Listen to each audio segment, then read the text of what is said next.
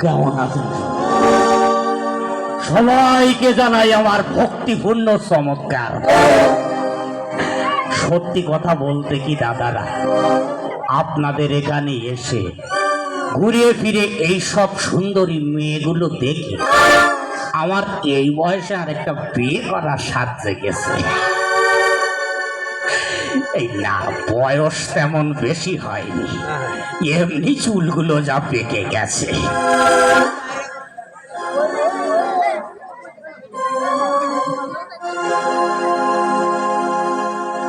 বয়স আমার বেশি না, ওরে অটুকটুকির খালি চুল কটা পাইয়ে গেছে বাতাসে। তোমার মায়েরা আমার দেওয়ানা,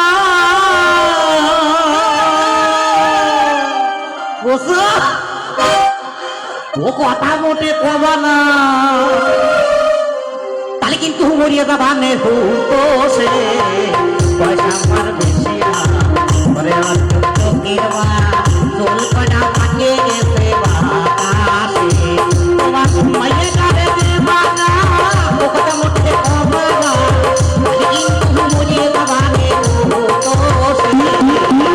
পয়সা আমার বেশি না, ওরে অটুকটুকির চুল কটা পাইয়ে গেছে বাতাসে।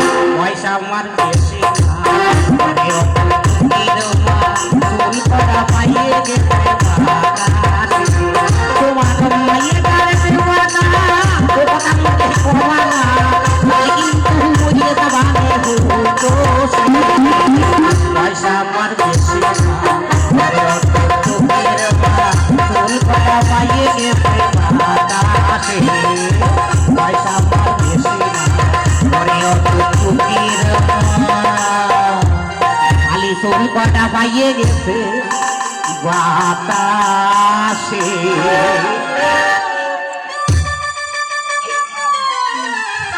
কি মাসগররা, এই বৃদ্ধ জামাইকে কি পছন্দ হয়েছে? ওখানে অনেক মাই বলছেন হ্যাঁ হয়েছে। না মায়েরা, অচেনা অজানা একটা ছেলে এসে আপনার মেয়েকে বিয়ের প্রস্তাব দিল, আর তারই প্রলোভনে পড়ে আপনার মেয়েকে তার হাতে তুলে দেবেন না। পাত্র সম্পর্কে খোঁজ খবর নেবেন, তারপর আপনার মেয়েকে তার হাতে তুলে দেবেন। আমি আজ বৃদ্ধ হয়েছি, নানান জায়গায় ঘুরে ঘুরে গান করি। এমনি গান করতে করতে একটা মেয়েকে দেখে আমার খুব ভালো লাগে। পুত্রবধূ করে নিয়ে গিয়েছিলাম আমার ঘরে, কিন্তু আজ বলতে বড় কষ্ট লাগে। আমার সেই পুত্রবধূ আমার ছেলেকে নিয়ে চলে গেছে তার বাপের বাড়ি। বুড়ো বুড়ি সংসারে গান গেয়ে অর্থ উপার্জন করে কোনো রকমই বেঁচে আছে, আর আমার ছেলে দিব্যি সুখে আছে তার শ্বশুর বাড়ি। যে মা তাকে 10 মাস 10 দিন গর্ভে ধারণ করে এই পৃথিবীর আলো দেখিয়েছে, সে মা ভুলে গেছে।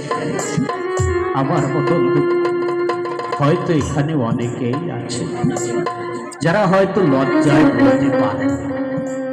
তাই যেসব ভাইরা মা বাবাকে বাদ বউকে নিয়ে আলাদা হওয়ার স্বপ্ন দেখছে, সেই সব ভাইদের উদ্দেশ্যে আমার এই ব্যথার গান।